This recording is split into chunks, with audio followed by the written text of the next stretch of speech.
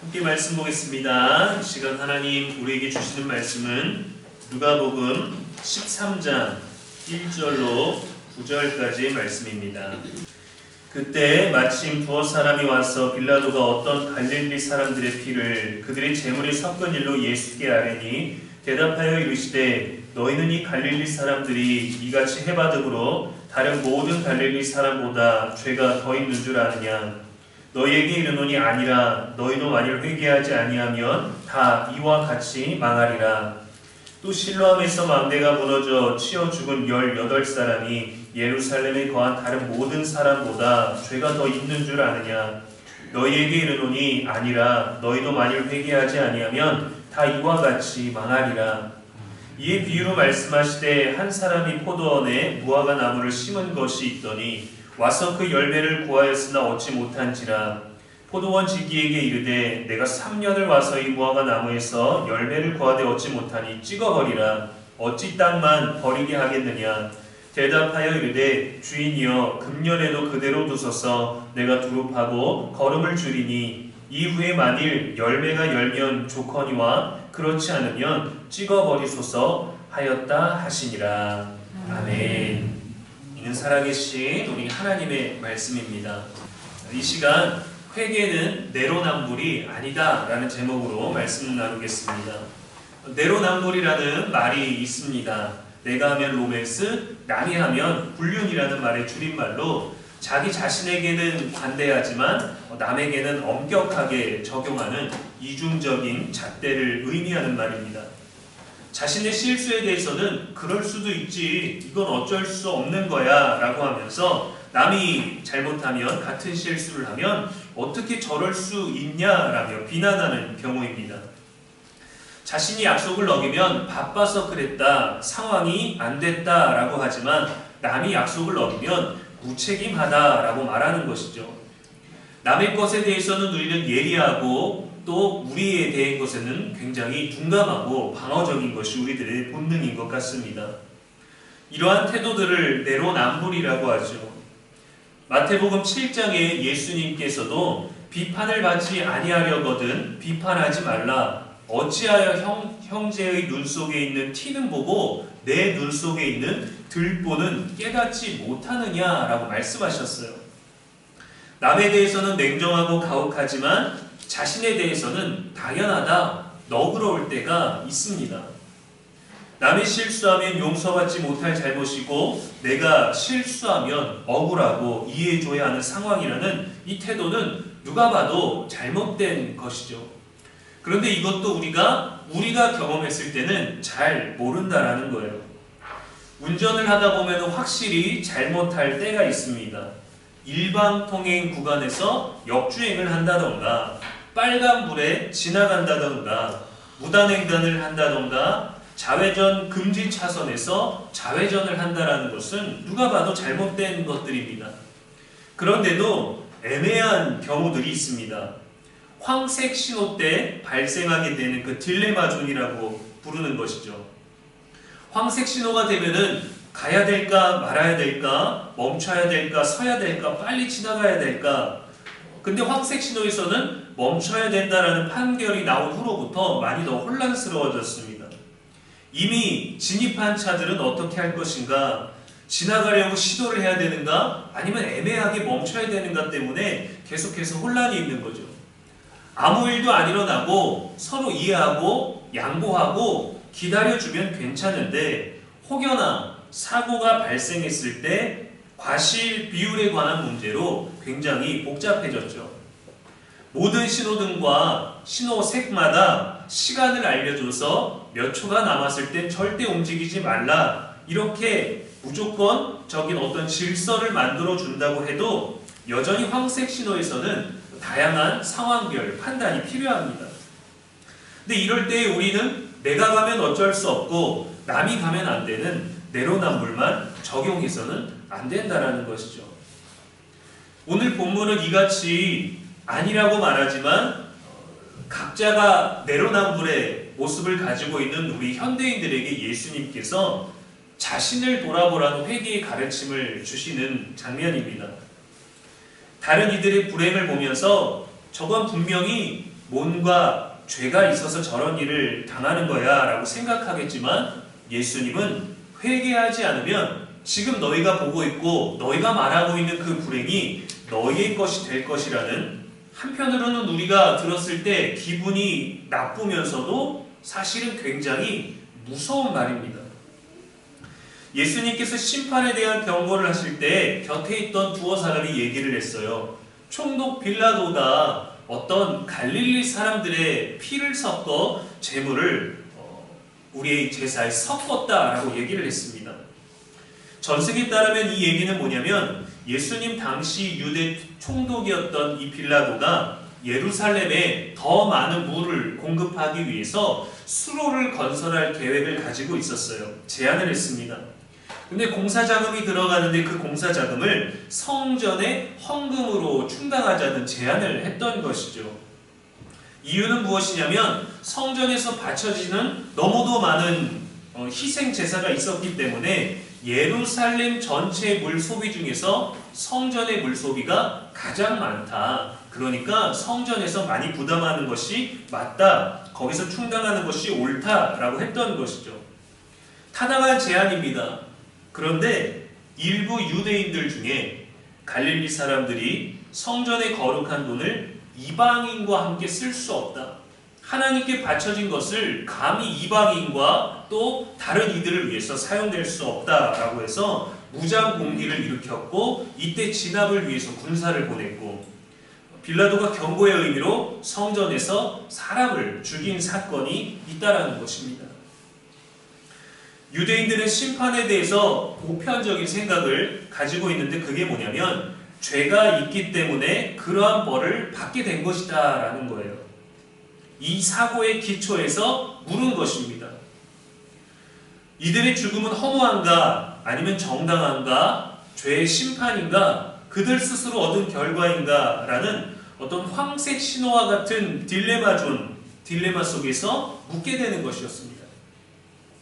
예수님은 이렇게 대답하셨어요. 너희는 이 갈릴리 사람들이 이같이 해받음으로 다른 모든 갈릴리 사람보다 죄가 더 있는 줄 아느냐? 그렇게 알고 있다라는 거죠. 이어서 말씀하십니다. 실로암에서 망대가 무너져 죽은 18사람이 예루살렘에 거한 다른 모든 사람보다 죄가 더 있는 줄 아느냐? 예루살렘 남동쪽에 건설했던 그 수로를 위한 망대가 붕괴되어서 18명의 사망자가 발생한 일을 말씀하셨어요. 예나 지금이나 이러한 사건이 발생하면 사람들은 나름대로의 관점에서 이래저래 많은 말들을 합니다. 우리에게 일어나면 대체 왜 이런 일이 내게 일어나는지 모르겠다. 내가 뭘 그렇게 잘못했는지 모르겠다. 난 참 재수가 없는가 보다. 이렇게 흥분하지만 타인에게 일어난 일이면 아유 왜 그랬대 라고 하면서 뭔가 원인을 알고 있는 것처럼 얘기할 때가 있어요. 그리고 타인에게 일어난 일들에 대해서 깊은 관심을 보이지 않습니다. 가십거리 정도일 뿐이죠. 관계가 가까우면 가까울수록 우리는 더 많은 근심과 걱정과 안타까움을 표현할 수 있지만 그것이 좀 더 멀어진다면, 내가 모르는 사람이라면, 나와 상관없는 사람이라면 그 불행에 관해서 우리는 그다지 관심 갖지 않습니다. 인간은 본질적으로 이기적이면서 교만합니다. 제가 재수할 때 학원 다닐 형편이 안 됐는데 수능을 한 2달 정도 앞두고 교회 장로님 한 분이 공부 열심히 하라고 학원을 끊어주셔서 소수 정예반이라는 아주 고급스러운 학원을 다녔어요. 되게 고급스러운 학원이라 시설이 고급스러운 줄 알았는데 그냥 방 안에다가 한 9명 정도 가둬놓고 창문 아무것도 없고 아침부터 저녁까지 거기서 하루 종일 공부만 시키는 거예요. 화장실도 허락받아야 갈 수 있고 쉬는 시간에도 공부만 해야 됩니다. 저는 늘 쉬는 시간에 나가서 볼 차고 놀고 그랬는데 그 2달을 학원 다니는데 정말 너무 힘들더라고요. 근데 그때 알카에다 테러가 있었어요. 그래서 미국 세계무역센터에서 9.11 사건이 발생을 했습니다. 테러 소식을 듣고 한 여학생이 갑자기 소리를 내면서 울기 시작했어요. 제가 정말 못된 건지 모르겠는데 그 울음 섞인 말투에 전혀 슬픔이 느껴지지를 않았습니다. 자신의 고모부가 그 건물에서 근무를 하셨었나 봐요. 이 친구는 부잣집 딸 같았고 평소에 태도도 불량하고 선생님께 무례하고 친구들에게도 굉장히 건방진 여학생이었습니다. 평소에 행실이 좋지 않아 사람들이 그렇게 위로해 주지도 않았어요. 친하지도 않은 친구였고 평소 행실도 올바르지 않았고 미국은 제가 살면서 한 번도 가보지도 않은 땅이라 TV로 보는 일이 엄청난 테러가 일어났지만 그때는 학원에서 수업을 듣느라 핸드폰도 볼 수 없었고 TV도 볼 수 없었더라 테러가 일어났대 라는 얘기만 듣고는 얼마나 심각한지를 전혀 알 수 없었습니다. 전혀 체감이 안 됐고 아이고 안 됐다, 어쩜 좋아, 불쌍하다, 괴롭겠다, 안타까워하는 표현이나 마음 정도였죠. 사람의 목숨이 걸린 일이었는데도 그것에 대해서, 남의 일에 대해서 아주 진지하고 심각하게 받아들이지 않았습니다. 테러가 나든지 말든지 지금 수능이 40일도 안 남은 이 상황에서. 그런데 작년에 제가 중고나라에서 계정 해킹으로 사기꾼 오해를 받아서 경찰서를 가게 될 때는 세계 무역센터가 아니라 백두산 천지가 터진 것처럼 괴롭고 재앙처럼 느껴졌어요. 이런 우리들의 본능적인 반응이 또 내로남불인 것 아니겠습니까? 타인에게 일어날 불행한 일에 대해서는 안타까운 마음을 갖기도 하지만 때론 악한 이들에 대해서는 벌을 받아 마땅하다라고 생각하는 게 우리들의 본능 아닙니까? 유대인들은 더 심했어요. 우리도 그럴지도 모릅니다. 누군가 불행한 사건을 당하면 즉각적으로 그 사람은 죄를 지었기 때문이야 라는 게 그들의 신앙 안에서 그들의 믿음으로 정죄하고 맙니다. 욥기에 등장하는 욥의 친구들이 대표적인 모습이었죠. 고난에 대한 위로와 공감이 아니라 고난의 원인은 너한테 있는 거야, 너의 죄야, 너 때문이야 라고 인식시키기 위해서 얼마나 많은 말들을 지겹도록 반복했는지 몰라요. 한 번 얘기해줘도 정말 듣기 싫었을 텐데 계속해서 세뇌시키는 것처럼 반복하면서 그를 정죄했으니 얼마나 힘들었겠습니까? 하지만 오늘 본문의 사건을 바라보는 예수님의 시각은 전혀 달랐습니다. 유대인은 불행이 일어날 때마다 불행을 경험한 사람의 죄를 지적해서 우리와는 상관없고 너의 죄를 하나님이 너에게 주신 거야 라고 그렇게 정하기에 바빴지만 예수님은 그렇게 말하고 있는 자들에게 초점을 두셨습니다. 빌라도에 의해서 저질러진 끔찍한 살인이나 실로암 망대가 무너진 자연적 사건 모두 우리들에게 회개를 촉구하시는 하나님의 메시지로 해석했어요. 우리는 말씀을 통해서 이 지혜를 배워야 되는 거예요. 어떤 연예인 기사, 뉴스 기사, 신문 기사, 인터넷의 사건과 보도들을 볼 때 우리는 늘 평가합니다. 판단합니다. 추측합니다. 예측합니다. 신앙인들에게는 다가오는 메시지를 어떻게 해석해야 될지 우리는 말씀과 기도의 기준이 있어야 되는 거예요. 다 그렇게 하더라, 요즘은 다 그렇다더라, 이거는 우리들의 해석이 아닙니다. 세상의 방법을 쫓아갈 뿐인데 우리가 쫓아가야 될 신앙의 길은 분명히 정해져 있는데 우리는 내로남불이 아니면서 똑같이 그렇게 세상과 우리를 구분하면서도 동시에 세상과 똑같은 방법으로 살아가고 있지 않습니까? 다들 자신의 입장이 있기 마련입니다. 자신의 처지가 있기 마련입니다. 어떠한 입장에 처하느냐에 따라서 사건에 대해 해석이 달라지죠. 오직 나 자신의 감정에 기준한다면 그 누구의 말도 들리지 않을 겁니다. 자신의 탓이 있는 걸 알아도 인정하지 않고 남 탓만 하는 이들은 잘 듣지 않아요. 에덴 동산에서 하나님이 주신 그 여자 때문입니다 라고 하나님을 탓한 아담에게서도 발견할 수 있죠. 예수님은 그들의 사건이 아니라 아담과 하와의 사건이 아니라 너희를 향한 사건이라고 우리들에게 말씀해 주시는 거예요. 성경이 잘못된 여러 왕들, 여로보암의 길을 따랐던 왕들을 보면서 여로보암 때문이야, 여로보암처럼 갔어 라고 말하는 게 아니라 그 모든 길을 걸었던 모든 인생들이 다 너희를 향한 메시지다라고 말씀을 늘 우리를 향하여 전해주는 겁니다. 남에 대해서 말하지 말고 너희 자신을 보라는 겁니다. 남의 회개를 보지 말고 너희 회개가 필요하다 말씀하시는 거예요. 상대의 잘못도 있겠지만 너의 잘못도 보라 하시는 겁니다. 남의 믿음이 아니라 너의 믿음을 보이라고 말씀하시는 거예요. 러시아 우크라이나 전쟁을 보면서 우리는 이러한 전쟁들이 인류 사회 가운데 없어지기를 원합니다. 기도합니다. 언젠간 우리들에게도 나타날 수 있는 일이죠. 우리는 잠시 휴전하고 있는 상태이지 끝난 상태가 아니지 않습니까? 늘 우리는 그 긴장 상태에 있기 때문에 다른 나라들처럼 전쟁이, 내전이 일어나도 전혀 이상할 것이 없는 상태예요. 근데 우리는 그것이 어떤 과거로부터 70년이 넘는 사건이 되어버리니까 때로는 안심하고 때로는 우리들에게 주어져 있는 삶에 대해서 불평하지만 사실은 우리는 굉장한 긴장 속에서 살아가야 되는 것이고 군인들의 존재는 우리나라에서 정말 엄청난 것입니다.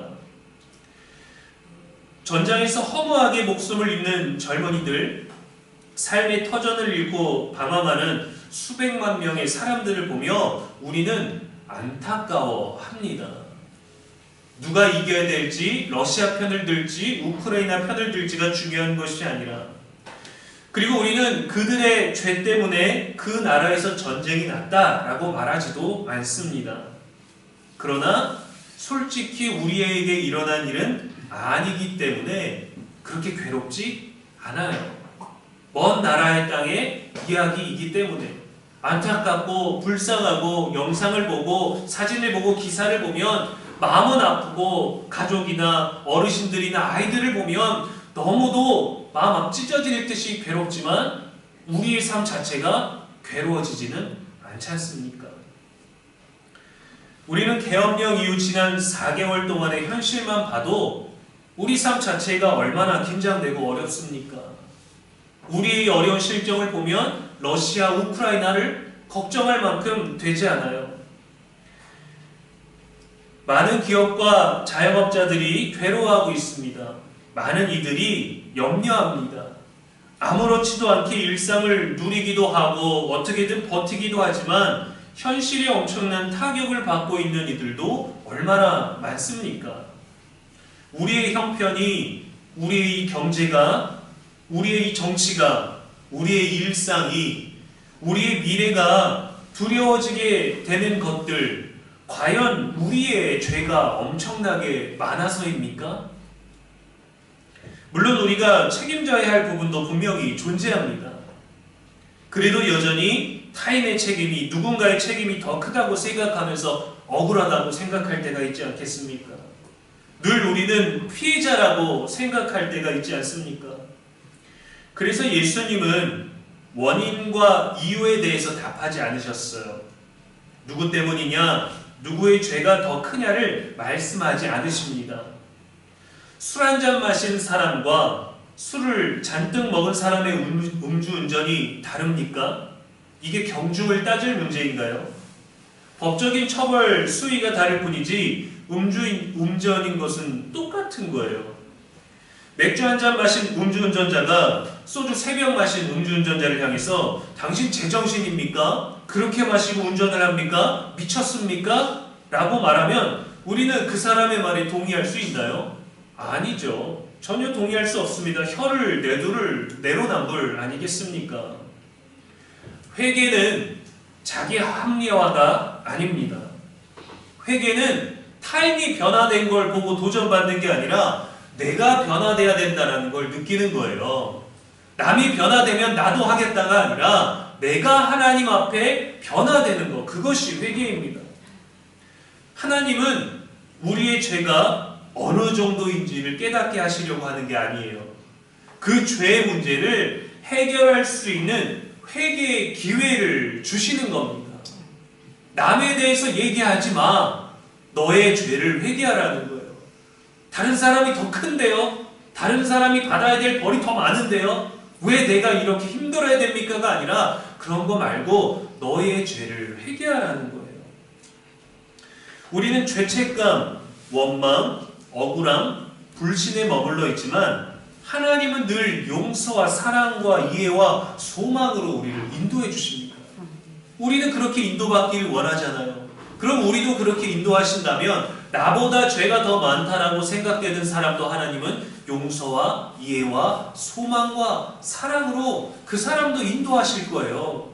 그 사람이 벌의 길을 가게 되든지 아니면 용서의 길을 가게 될지 그건 우리에게 중요하지 않습니다. 그의 죄가 크고 작음은 우리에게 중요하지 않아요. 나를 돌아봐야 우리는 좀 더 이성적이고 신앙적으로 말씀과 기도 안에서 해석하고 바라볼 수가 있는 것입니다. 깨닫는 자가 회개합니다. 예수님은 포도원 주인에 관한 비유를 말씀하셨어요. 무화과 나무를 심어놓고 3년 동안 와서 열매를 찾았는데 열매를 얻지 못해서 그 나무를 찍어버리라고 했습니다. 이게 잘못된 처사입니까? 당연한 겁니다. 땅만 버리는 일이죠. 당시 이스라엘이 선택받은 민족이라고 자부했지만 전혀 열매 맺지 못하는 신앙의 시대를 살아가고 있었어요. 하나님은 심판에 직면하고 있었어요. 그래서 세례 요한도 예수님도 회개하라 천국이 가까이 왔느니라 하고 각자 세례받고 각자 회개하기를 원했는데 서로가 다 이방인들은 벌받아야 되고 빌라도는 벌받아야 되고 갈릴리 사람들은 벌받은 겁니까? 복을 받은 겁니까? 하고 남의 얘기들만 잔뜩 너에 대한 얘기만 계속하고 있고 자신의 이야기에 대해서는 그냥 나는 억울한 거니까 나는 괜찮아 라고 스스로 용서하고 있는 거예요.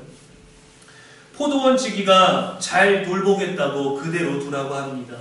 하나님은 주인이십니다. 우리를 심판하시겠다는 거예요. 우리는 심판받아 마땅한데 포도원 지기 예수님이 우리에게 오셔서 내가 3년만 돌보겠습니다. 3년간 내가 돌보겠습니다. 그러니까 하나님 기회를 주십시오 라고 요청을 하는 거죠. 우리 안에는 정화 능력이 없어요. 우리 안에는 잘날 수가 없어요. 우리는 스스로 용서해봤자 소용이 없어요. 그래서 용서할 수 있는 그 길, 구원의 길로 인도할 수 있는 예수님이 오셔서 내가 좋은 나무가 되게 하겠습니다. 땅이 결코 버려진 것이 아니라는 걸 제가 책임지고 돌보겠습니다 라고 기회를 주신 거예요. 열매 맺지 못해서 쓸모가 없는데 어떻게든 열매를 맺게 해달라고 기회를 달라고 하신 건데 하나님께서 참고 기다리시지만 영원히 기다리지는 않으십니다. 사람도 마찬가지죠. 참고 기다릴 수 있지만 영원히 참지 못해요. 영원히 기다리지 못해요. 우리 모두는 회개에 합당한 열매가 있어야 합니다. 세례 요한이 주님 오시기 전에 선포했습니다. 그러므로 회개에 합당한 열매를 맺으라. 나는 회개의 열매를 맺을 게 없습니다 라고 말하는 사람은 더 많이 맺어야 됩니다. 열매가 있어야 돼요. 나쁜 나무는 좋은 열매를 맺을 수가 없습니다. 우리는 열매로 평가되는 거예요. 나무가 아니라. 우리는 땅을 낭비하는 나무가 될 수도 있고 열매로 풍성할 수도 있습니다. 우리에게 주어진 기회를 낭비해서는 안 됩니다. 우리에게 보여주신 길을 의지를 가지고 따라가야 되는 거예요. 회개는 단순히 잘못을 인정하는 것이 아니라 하나님께로 떠나 있던 인생, 하나님께로 떠나 있던 마음, 하나님을 바라보지 않고 하나님 곁에 있다라고 말했던 그 모든 것들이 다시금 하나님께로 되돌아오는 겁니다. 죄가 큰 사람이 회개하고 내가 용서하지 않은 사람이 회개하고 평안을 얻었다? 스스로 용서받았다고 말한다? 우리는 이것을 보면은 우리를 힘들게 합니다. 하나님의 정의를 의심하게 만듭니다. 우리는 이러한 상황에서 황색 신호의 딜레마에 빠지지만 오늘 본문은 우리에게 냉정하게 말하는 거예요. 너나 잘하세요. 사실 이 말은 기분 나쁜 말이지만 우리가 남에게 할 때는 너무 위풍당당한 말 아니겠습니까? 누군가에게 해주고 싶은 말 아니겠습니까? 내가 들으면 너무 기분 나쁘고 남에게는 너나 좀 잘해. 너만 잘하면 돼. 이런 말로 해소하고 우리의 정당성을 가지려고 하지 않습니까? 예수님은 모든 타임이 아니라 하나님과 우리 자신의 관계에 집중하라는 거예요. 우리는 모두 죄인이라 누군가의 죄가 커서 구원받고 구원 못 받고 나뉘는 게 아닙니다. 내 죄가 적다고 남이 대신 더 벌을 받는 것도 아닙니다. 심판은 모두에게 있는 거예요. 구원은 회개하는 자에게 이루어집니다. 하나님은 모든 사람이 구원을 받으며 진리를 아는 데 이르기를 원하십니다.